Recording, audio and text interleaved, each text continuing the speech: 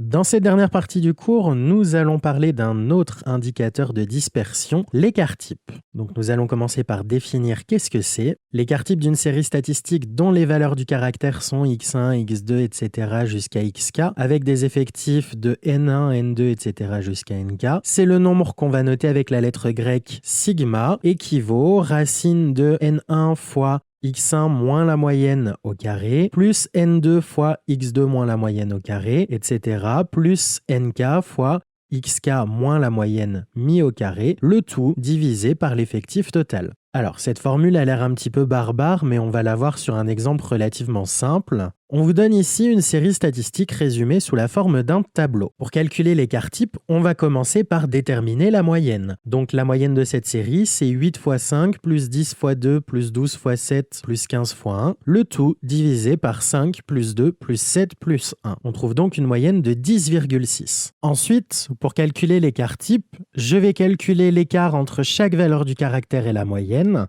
mettre cet écart au carré, multiplier par l'effectif de la valeur, ajouter tous les résultats obtenus, diviser par l'effectif total, et enfin prendre la racine carrée.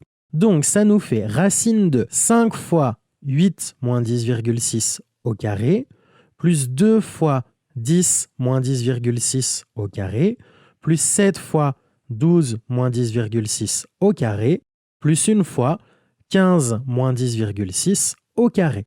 On divise le tout par 5 plus 2 plus 7 plus 1. Donc, si on fait les calculs des écarts mis au carré, ça nous donne racine carrée de 5 fois 6,76, plus 2 fois 0,36, plus 7 fois 1,96, plus 1 fois 19,36 sur 15. On termine les calculs, ça nous donne racine carrée de 67,6 divisé par 15, et à la calculatrice, on trouve que ça fait approximativement 2,12. Alors, plusieurs remarques sur l'écart type.